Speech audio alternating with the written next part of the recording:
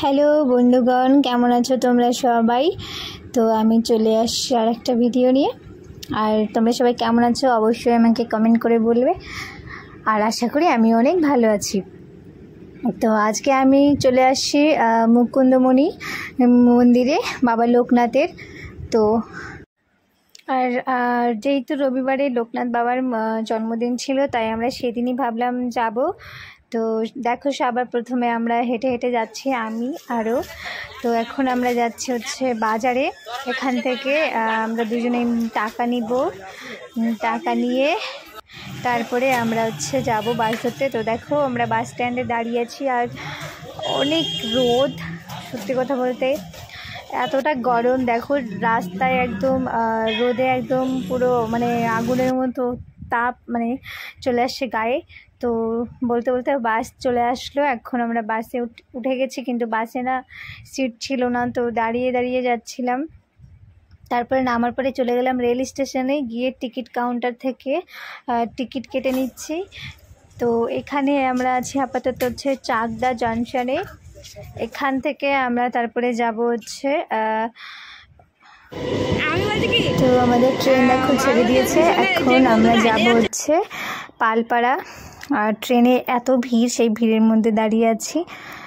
তো সত্যি কথা বলতে অনেকটাই ভিড় ছিল, আর কি গরম ছিল। তো ট্রেন থেকে আমরা নেমে গেলাম। এখন আমরা রিক্সা ধরবো কিংবা টোটো ধরবো, যা পাবো সেটাতেই উঠে যাব।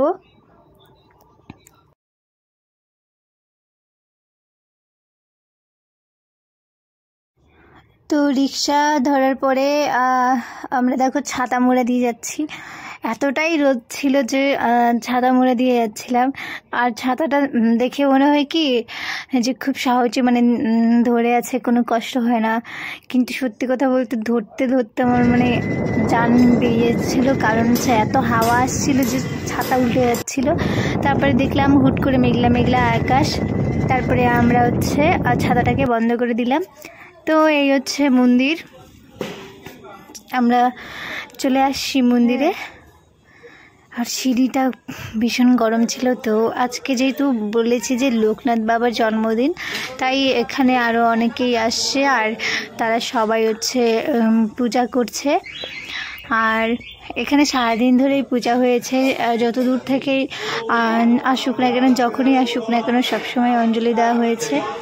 আর যেহেতু তাই একটু মানে প্রসাদ দিতে দেরি হচ্ছিল। তো আমরা হচ্ছে এই মন্দিরটাতে থাকার পর মানে আমরা আরও অন্য পাশে দুটো মন্দির আছে, সেখানে যাব। তো ওই মন্দিরটা দেখার পরে এখন আমরা যাচ্ছি পাশে আর একটা মন্দির আছে সেখানটাতে।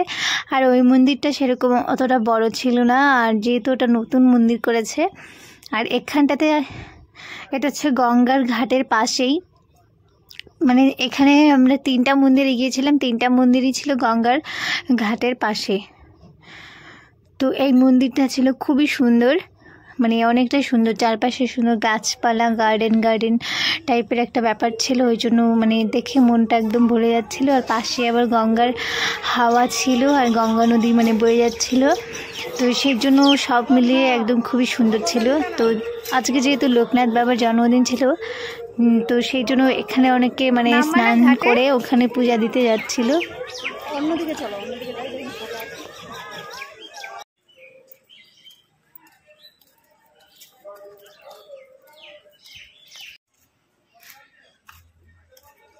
এটা কি গো?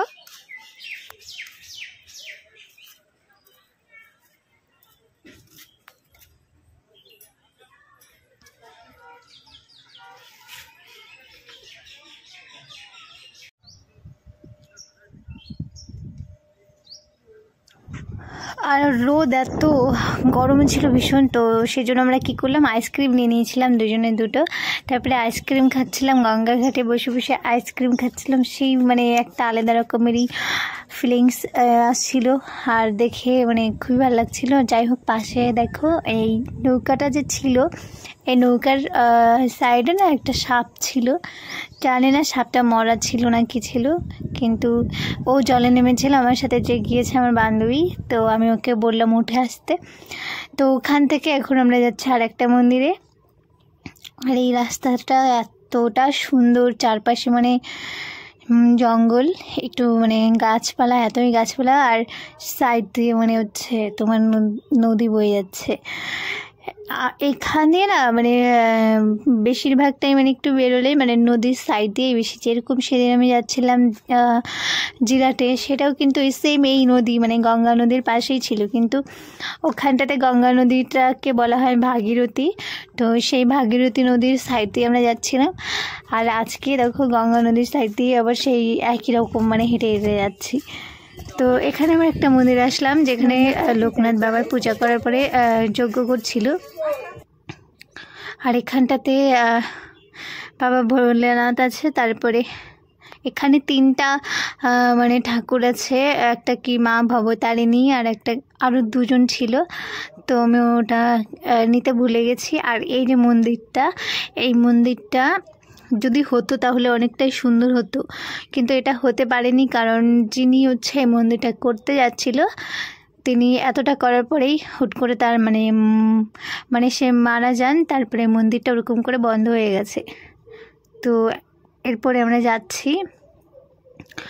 তো যাওয়ার সময় আমরা এখান দিয়ে ঢুকেছিলাম, এই যে রাস্তাটা দেখছো এখান দিয়ে, আর ওই যে বললাম যে 3টা মন্দির পাশাপাশি। তো তারপরে আমরা চলে আসলাম আবার একটু গঙ্গার ঘাটে। তো এখানে আমরা একটু জলে নামছিলাম, তো দেখে মনে হচ্ছিলো কি সাইড দিয়ে মনে হয় যাওয়া যাবে, জলে নামা যাবে এরকম মনে হচ্ছিলো, কিন্তু যখনই পা রাখতে গেছিলাম তো দেখি সাইডে এতটাই খাড়া মানে ভাবা যায় না। মানে আমরা ভেবেছি যে হয়তো নামা যাবে। তো এত গরমে তারপরে কী করলাম, আমরা একটা ফুটি নিয়ে নিয়েছিলাম, আরও নিল হচ্ছে বেসনের লাড্ডু। তারপরে আমাদের প্রসাদটা পেলাম। তো ওটা আবার খাওয়ার পরে এখন আমরা বাড়িতে যাব। তো এই সবার প্রথমে আমরা এই মন্দির থেকে ঘুরেছিলাম, তো এই মন্দিরে এবার প্রসাদ খেলাম, খাওয়ার পরে এখন আমরা বাড়ি যাচ্ছি। তো টোটো ধরার পরে উঠে গেলাম বাসে, এখন আমরা যাচ্ছি বাড়ি। সবাই ভালো থাকবে, সুস্থ থাকবে, টাটা। আর আমার ভিডিও যদি ভালো লাগে তাহলে অবশ্যই লাইক, কমেন্ট আর শেয়ার করে দিবে। আর ভালো থাকবে, সুস্থ থাকবে।